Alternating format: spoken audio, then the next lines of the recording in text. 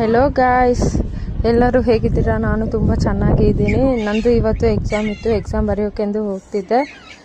ನನ್ನ ಕಾಲೇಜ್ ಬಂದುಬಿಟ್ಟು government first grade college. ಈ ಕಾಲೇಜಲ್ಲಿ ಯಾರಾದರೂ ಓದಿದವರು ಇದ್ದರೆ ನನ್ನ ಕಮೆಂಟ್ ಸೆಕ್ಷನಲ್ಲಿ ತಿಳಿಸಿ.